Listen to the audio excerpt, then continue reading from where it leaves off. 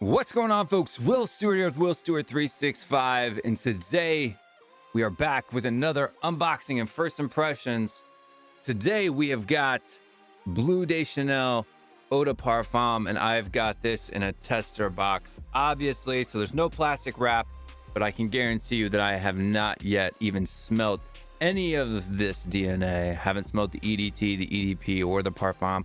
We do have this one here in the EDP. Let's see if this fragrance lives up to the hype and smashes the box.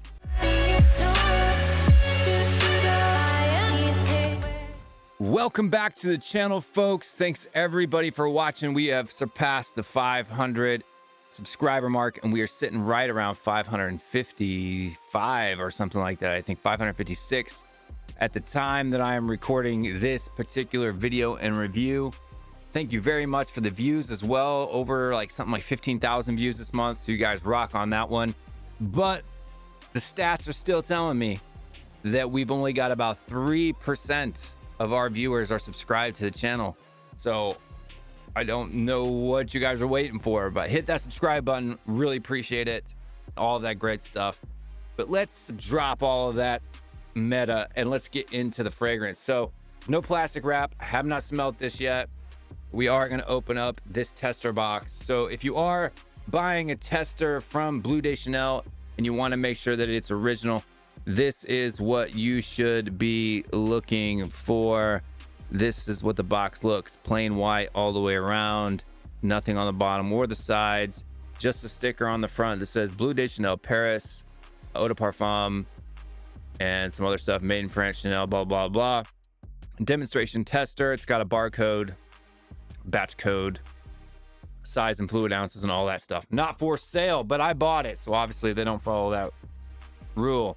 On the inside here, you do have a black safety foam package on the inside of the fragrance itself, and then you do get the bottle here as well, right? Bleu de Chanel Eau de Parfum, and this one is in it's like black or blue, I can't really tell with the lighting here in the studio, but it looks black to me. Maybe like a very dark navy. It's hard because I have blue lights obviously in the background, so I can't tell if that's blasting in off of that or if it's actually black or if it's blue. Sorry for that. But on the back here of this, it does say aromatic, boisé, aromatic, woody. So I guess boisé, does that mean woody? I guess so. So it says demonstration tester on the back here. It's got a barcode down there, or I guess a batch code down at the bottom etched into the glass. And that says 1501 for the people that like to do that. The bottle itself here is kind of a fingerprint magnet and all of that good stuff. On the bottom, again, you do have some more information. Eau de Parfum, made in France, Chanel, trademarks, Bleu de Chanel, a bunch of other different stuff. Yeah. It's got the size. I don't see a batch code etched into the bottom of that. We do have a cap here, so it does. This particular tester did come with a cap, which is always great. I only have bought a few testers, and I think the only one that I bought that didn't come with a cap was Versace Oud Noir. Some of the testers with that do come with caps. That's the one I actually bought, but I got one without a cap, so that's always a shame. Maybe I should have complained about it because I think the ones with a cap cost like $10 more. I ended up getting one without a cap. But to be honest with you, I'm not that picky. But let's see if we got, it is a magnetic cap, and it does have that twisting thing where you take the cap here and you twist it and the magnets pop it off so that it only latches on there in the correct way so that the CCs align with the front here. So if your cap doesn't do this, then I think that that's what they say, how you can tell it's a fake, right? So you just twist the cap there. You can see that it's coming on and off, and you can hear that click. Twist the cap slightly and it pops off. So atomizer, our button, our little knob there isn't 100% aligned with the front. I mean, it's pointed in the right direction, but I would just appreciate if, especially with a designer and you're paying this much for a fragrance, that they would just do that, right? It's not that hard, right? It's not that hard to just line that puppy up with the name of the house, the front of the purse. Presentation, details matter, especially I think on luxury brands where you're paying a pretty premium over the price. But that's the presentation for you guys here on this particular tester. Maybe looking at it through the light, it is kind of like an off greenish, like dark navy blue color. It is translucent, so you can see through the bottle. It's hard to see that here in the light, but I guess you can see the liquid there at the top. And the juice, as they like to call it on the interwebs. And let's take a look at the atomizer. 2 sprays. It's not pressurized, but it's not bad. Put another one on there. So first impressions on the smell here. So it's interesting. It's pretty good, actually. I'm getting, obviously, ambroxan. Not a lot of citruses. There's a little bit of citrus notes in the top of this. Ambroxan, maybe some C notes.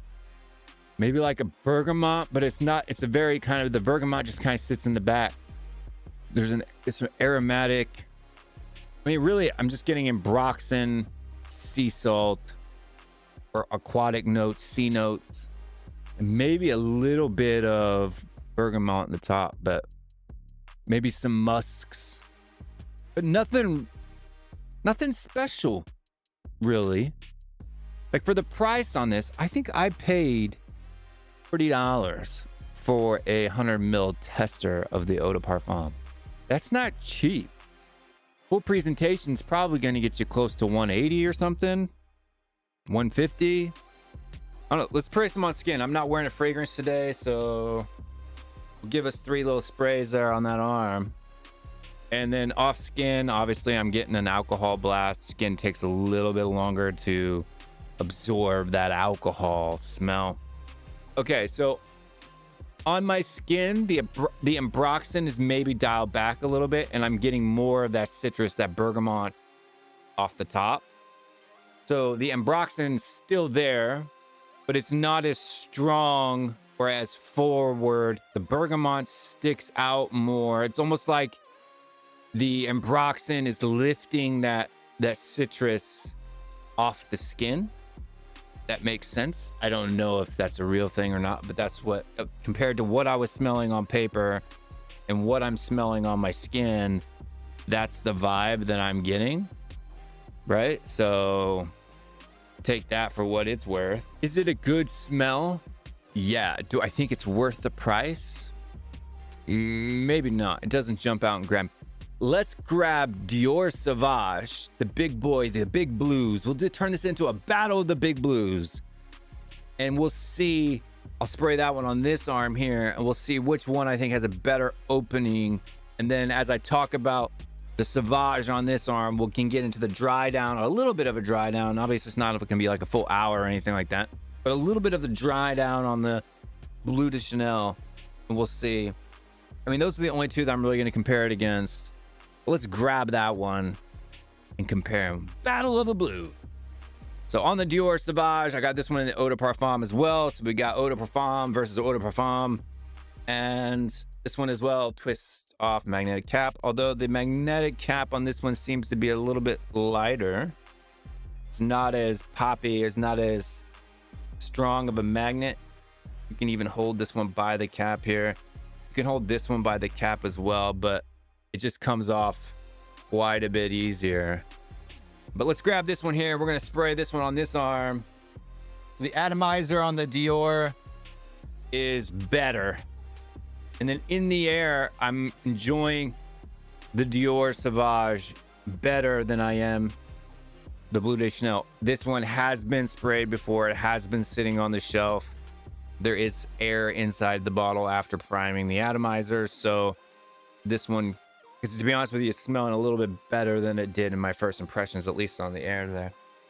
So in the initial opening of the Dior Sauvage, it's a little bit more pleasant. Even going back to this Bleu de Chanel, it's only been on my arm for no more than 15 minutes, not even that. The Bleu de Chanel is starting to sweeten up. So it's almost like maybe a benzoin. It's starting to poke its way through Whereas in the opening of Dior Sauvage, it's maybe a little bit woody. Bleu de Chanel, at least in the eau de parfum concentration, is really starting to get a little bit sweet. It's getting a woody, but it's almost like it's for whatever reason for me, there's some type of a vanillic woodiness that almost smells a little bit like a Gaiac wood, but it's not oody at all. Like there's a hint of a smokiness, a sweet smokiness that's starting to radiate from my arm, whereas the Dior Sauvage is maybe getting a little bit more green. And this one is changing fast enough that even if I don't like the immediate opening that much, it's morphing away from that very quickly. Like those citrus top notes are almost gone now for me. I'm not even getting a real Ambroxan vibe from it either. It's almost starting to turn to a little bit more of a sensual, sweeter, whereas the Dior Sauvage for me is getting woodier, greener. Let's take a look at the notes for Bleu de Chanel. So we got Bleu de Chanel and the Eau de Parfum. It's a 2014 release over here on our Parfumo app. Hit that heart button because I own this one now. And let's take a look at the notes here. So, okay. Yeah, so not bergamot, but it says Sicilian lemon. So it was a lemon and a mandarin orange to the top, right? So then it says that there's a Caledonian sandalwood, woody notes, cedar, tonka bean. So it's a tonka bean and vanilla. There's vanilla, Haitian vetiver.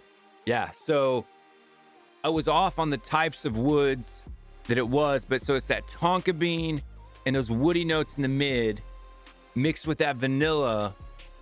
I can still slightly smell the lemon on the top of that. Maybe in the orange as well, that mandarin orange, so it's getting sweeter. Maybe that, so you get the lemon in the top, and then as that lemon lifts off, you're getting that mandarin orange mixed with woods, tonka bean, vanilla, and probably a little bit of vetiver. So I mean, it's clean, but it's a Haitian vetiver. And for me, from what I've seen with fragrances that have the Haitian vetiver in the note section, is it's not super. I could be completely wrong about this, but I'm just basing it off of anecdotal. You know, as I've been doing these reviews, I see the Haitian vetiver. I know that vetiver is supposed to be kind of grassy and green. The Haitian vetiver seems to be, to me. Please let me know in the comments down below if I'm absolutely off on this one. Seems to be a little bit cleaner, maybe not as herbal as some other vetivers. So right now I'm getting it's the Bleu de Chanel on my left arm. So this is my left arm, is feeling mandarin orange peel, right? So the rind of like kuel. So in Korean they call them kuels, or mandarin oranges, those little, you know, little tiny oranges that you get at Walmart. So the inside of the rind, because it's mixing with the woods, right? And now so I've been recording for 20 minutes. You guys won't see 20 minutes because of editing, but it's been sitting on my arm for about 20 minutes now. And I'm getting the lemon, the vetiver probably a little bit, and the woody notes are kind of making it smell like an orange rind. But then you have that tonka bean and the vanilla, but it's a light vanilla. It's not heavy. Let's go over to Dior Sauvage on this right arm. Okay. Initial opening. The first 30 seconds that you spray it on, Dior Sauvage smells better than Bleu de Chanel. After 15 minutes, for me, the Bleu de Chanel smells better. Okay? Bleu de Chanel, the Eau de Parfum smells better after the first 5-10 minutes than Dior Sauvage does in the first 5 to 10 minutes. I prefer sweeter fragrances. So let's take a look at the Dior Sauvage Eau de Parfum as well, the notes for that one, to remind myself, because to be honest with you, I do far too many of these videos to remember the exact notes that are coming out of that. So let's take a look at the notes for the Dior Sauvage Eau de Parfum 2018 release. So in the notes, we've got Ambroxan, Szechuan pepper, bergamot, lavender, nutmeg, Papua New Guinea vanilla, and star anise are the notes that Parfumo is relating. And right now, I'm not getting any of those notes. And I haven't done a full wear of the Sauvage since I did the last video on the unboxing and the first impressions of it. Bleu de Chanel is a little bit more creamy sweet than the Dior Sauvage that I'm getting right now. So 23 minutes into this video on the recording time on skin. So I'm gonna pick between the two, and I'm going to say that for me, I think both of these are a little bit overpriced, right? So I don't think that there is an immediate winner on this. But if I had to pick one or the other, Dior Sauvage, Bleu de Chanel, I'm gonna give it a rating right now just off of first impressions. Although this isn't really a first impressions on the Dior Sauvage, but like I said, I haven't had this in a full wear by itself yet. It's winter time here where I'm at, and I've been focusing on other ones. Dior Homme Intense, by the way, amazing. Buy it. Easily in my top 10 favorites right now of all time. But with these two blues, which blues you can wear all year round, right? Office scents or do whatever. You can wear them all year. Bleu de Chanel for me. So I'm going to give this one an 8 out of 10. It's got a almost kind of, it could be a little bit cloying, like sweet. The sweetness, I think in summer, if you're hitting this one hard, might be a little bit. I mean, I got 3 sprays in this area here, but I like the sweeter ones, but it's a bit unique. So the woods, the lemon, the orange, the tonka, and the vanilla make almost kind of like a orange, like creamsicle, like an orange creamsicle-ish vibe. But it's not like hardcore orange creamsicle. Like I have other fragrances that are like hardcore orange creamsicle. This one for me has a little bit of a smokiness with the woody notes. But there is sandalwood in that, so that's going to add to the creaminess. So there's the creaminess in the sandalwood, the vetiver, the orange, and the vanilla tonka bean. Supposed to be vanilla in Sauvage too. I'm not getting that sweetness right now. Trying to remember in the long dry down if it really kind of sweetened it up for me. But like I said, I didn't do a full wear of it, and I really need to wear the whole thing, right? But that's it, guys. So for me, I'm gonna go 8 out of 10 on the Bleu de Chanel, and we're gonna go 7.5 on the Sauvage. I don't remember what I did or what I gave it before, but that's what we're giving today, folks. That's all we got for today. Make sure you like, subscribe, all of that jazz. But that's what we got for today. Bleu de Chanel is going to be the winner for me in the battle of the big blues. The big blues, Bleu de Chanel or Dior Sauvage, both in the Eau de Parfum concentration. This one's getting it for me, folks. That's it. Like, subscribe, all that other stuff. And we'll be back again with another video. Everybody stay good, stay well. We'll see you guys next time. Peace. I'm out of here.